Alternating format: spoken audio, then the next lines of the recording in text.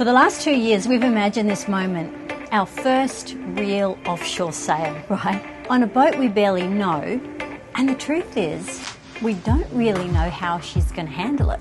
No, we don't. So we have around 220 miles to go, one day, one night, and part of the next day. And we have a time limit too, because we have to get to the atoll at slack tide at 3:30 p.m. And into waters that we've never sailed before. And there is also pressure from the very start. We had to get to the atoll in daylight and at the right time to get through the pass. So we had to reach the atoll in daylight because you can't see the bommies, and that's like driving through a minefield. And out here, that's not a mistake you walk away from. But still, we're going. We only have one weather window. Or we'd be stuck for about 2 weeks. And not because it was good, but it was actually the least bad option we had. 20 knots, building and gusting to 30. So guys, make sure you subscribe if you haven't. Hit the like button to make sure you don't miss out on any of the exciting stuff that's coming up. We are John and Ellie, the Barefoot Doctors. Join us on this journey because life is better barefoot. Okay, good morning. You're out bright and early. Not so bright, but very early. It's before dawn, and we are doing our first big crossing on this Nautitech 40. We're going 210-ish miles from Moorea, which is near Tahiti, to Rangiroa, which is in the Tuamotos. So we're having to go a little bit east, which means we're against the prevailing winds. So we're going today because there's a bit of southerly in the wind, although by tomorrow it's changing back to the east. So we'll have 24 hours of good wind, and we'll hopefully make it easily. We're going to do a square reach and get a little bit east while the wind is favourable, then head due north hopefully through the night when the wind turns to the east. So that's the plan. So obviously this is the first time we've sailed a big crossing on a boat that we don't really know, so there's probably a little bit more nervousness than normally when you've got your head around how all the things work on the boat. So today we are going to have to be putting in a few reefs and taking out a few reefs probably through the day because the wind is getting up to 25 knots. So that will be good exercise, but it's always much easier once you've done it because then you know how the boat works. We don't really know how the boat works yet in terms of how it handles the different situations, but we will see as we go along. Bit gusty. Okay, cup of tea, then we'll go. The sun is just starting to brighten the sky, but it'll be dawn in about half an hour. So we'll make our way out. It's well marked, and we'll get out and get going as soon as possible to make the most of that southerly wind. Engines on.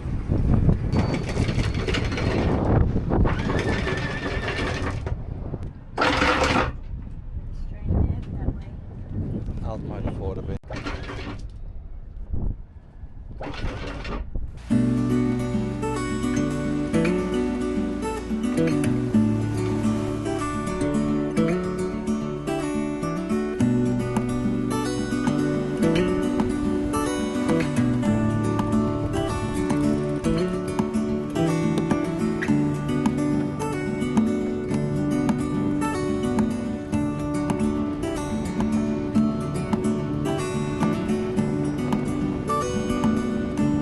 "15 knots of true wind, speed over the ground 7.5 knots, the main of it. True wind angle 82 degrees, current wind angle 60 degrees. So that's a really good angle of sailing. You go nice and fast. Direction to the Tuamotos is that one. We're going this way to make more easterly before the wind comes around from the east, so that when it does come from the east we can sail directly north.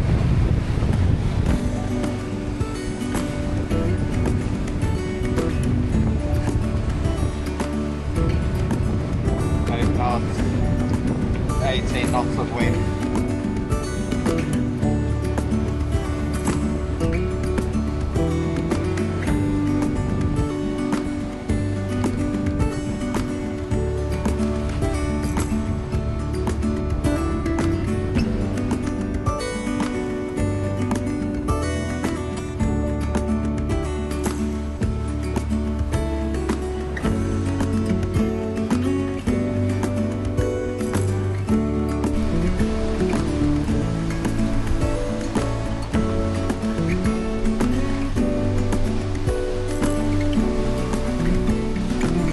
.7, 6.8 knots in 15 15 knots of wind. And a little bit confused seas because the wind is curving around the island of Tahiti and so are the waves. So they're kind of coming across us.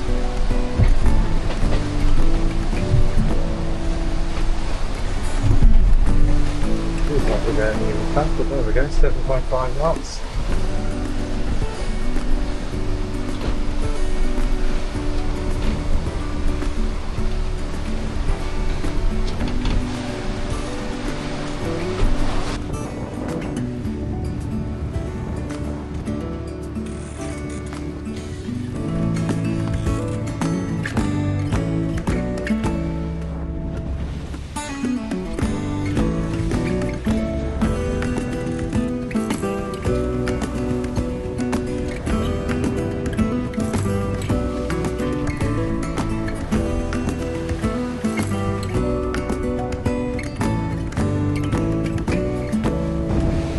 8.3, 8.4 knots and 19 knots of wind, true wind, main and jib, full main and jib.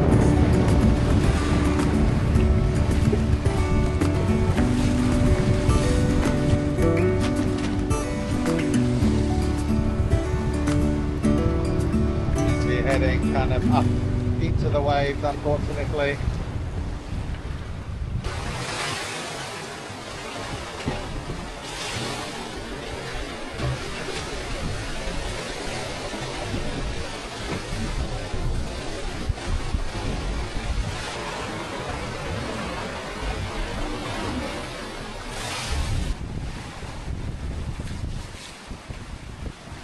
As predicted, the wind rose to above 20 knots, so we decided to put in the first reef. And we did that with our life jackets on. Don't know if you're going to be able to hear me, but there you see first reef in the main. Jib, obviously, full jib. It's only a small jib anyway. The speed that we're doing it's been affected by about half a knot, I'd say, only. Wind nows, of course, you do that. You put a reef and the wind drops to 16 knots, but it'll come back. It is forecast to be 23, 24 through the night. And it's, what, 1 o'clock in the afternoon, 1:45 in the afternoon now. There you see we're doing 7 knots of boat speed in 16 or 17 knots of wind. And we're heading to windward of the ley line. The ley line's that red line, but because we know the wind's going to move progressively to the east, we want to make as much easterly direction while we have the wind from the southeast. So when we get up to it being east, we'll be able to make that without having to bash too much into the wind. 7.5 knots of boat speed. So you often find that you reduce the sail area, you don't lose a lot of boat speed because the boat sails a bit more efficiently. So we'll see how we go. You look very cool with those sunglasses on. I twiddled with the sails a bit. The mainsail had to be flattened a bit, pull a little bit inboard. It was rubbing against the shrouds, giving it bad shape, but also wearing out the sail. And the jib was a little bit too far out, too loose. So I tightened that up. When I did that, the boat speed went up to 7.5 and 8 knots. See, we're going faster than we were before because 7.3 knots and 17 knots of wind is good. 8.3 knots in 19, 20 knots of wind, going up at apparent wind of 62 degrees, true wind of 84. So the jib is out and there's 1 reef in the main. So we're doing nice speed. Bit bumpy because look at the sea, it's quite mixed up. So it's about 3 o'clock in the afternoon and the wind is still about 18 to 20 knots or so. The sea state has picked up and become quite unpleasant. It's quite lumpy with quite big waves rolling past.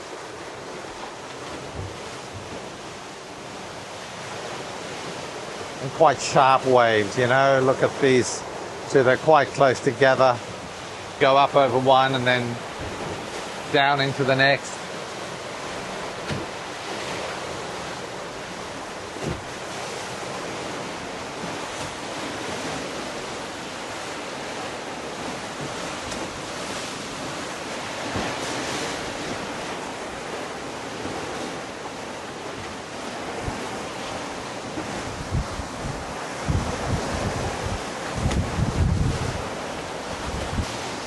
And it's quite noisy.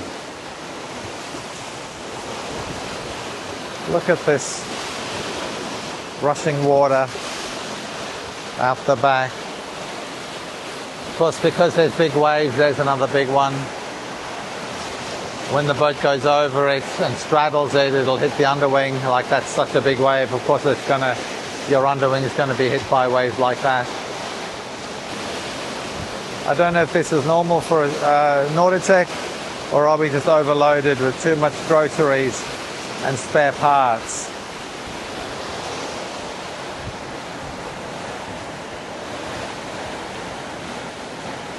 It looks like the wind's picking up. It was predicted to be 23 knot gust this afternoon.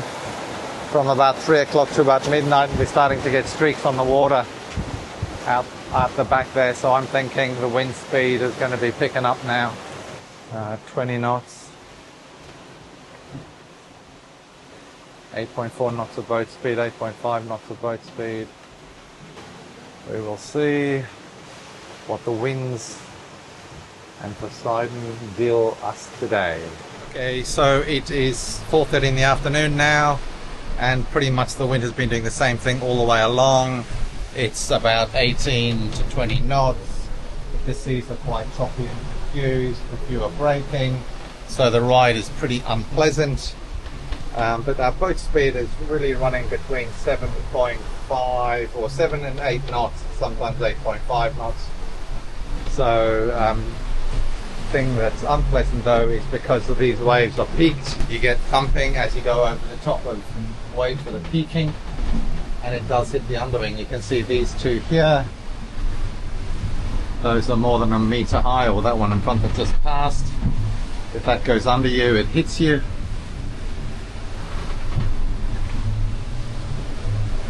So it's been a fairly choppy ride, unfortunately, not very pleasant. We are going upwind into these waves as well. You can see the waves are kind of that direction, and we're going in this direction. So we're kind of hitting them at, I don't know, 20 or 30 degrees. So we're going up and over them, and when they're confused and peaking, they hit us. Wind speed 19, 8.4, 8.3, 8.3. So we're making good way, and as you can see, we are heading more to the east of our rum line, because we know the wind's going to change to directly from the east. So we're wanting to make way this way, and we've done reasonably well. We've come from here to there, so we're going sort of east of our rum line to get a nicer heading for the end of the sail. So now the wind is going consistently above 20 knots as it predicted for the gusts, 20 to 23 knots. It's 5 p.m, so we have put in a second reef, and we've also reefed at the jib, so we're going in under significantly less sail now. There we have second reef main, probably the first reef on the jib.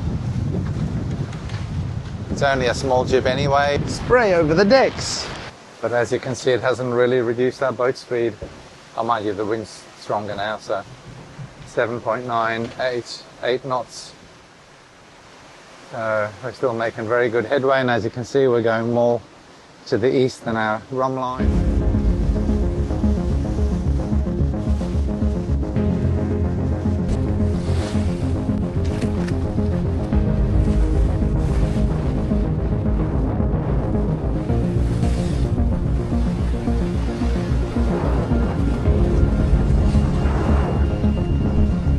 Sun is setting on our first night at sea. We have rolled in jig and a triple creak main. The wind is 25 knots.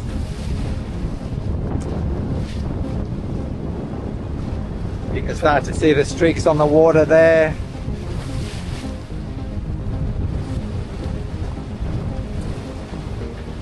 Those get worse as the wind speed picks up.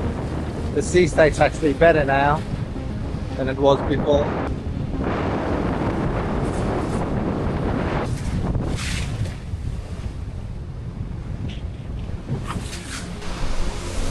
So we're still doing 7 to 8 knots with this triple reef main in 23 knots of wind and heading upwind slightly. The wind shifted, typical, right onto our nose, and that's not what the weather forecast said. Yep, so there we were with the wind directly from the north as we were trying to head north, and we had to go hard on the wind, beating in the middle of the night. This wasn't a passage anymore. It was an upwind fight into the trades on a boat that we're still trying to understand. At first, the plan worked. Push east, wait for the shift, and then turn to Rangiroa. But the ocean didn't follow that plan. The sea state was chaos. No rhythm, no pattern, waves in every direction. Short, steep, confused, slamming into us, stopping us, then throwing us sideways. And suddenly, every sound mattered. Every creak, every slam under the bridge deck. You start asking yourself at this moment, is this boat okay? Are we pushing it too hard? And in the back of your mind, that clock is ticking. Because it isn't just about the sailing. It's a deadline to reach Rangiroa Pass before 4 p.m. Miss it, and the current turns. And in that pass, it doesn't just flow, it screams. Get it wrong and it becomes dangerous very fast. So every mile matters. And yet, she keeps moving. 8 knots, 9 knots at times. Driving harder, 60, 70, even 80 degrees upwind. You could feel it in the hulls, lifting, accelerating, pushing forward when it shouldn't. But speed doesn't mean comfort. The slamming, the noise, and the constant motion. This wasn't the champagne sailing that we came for anymore.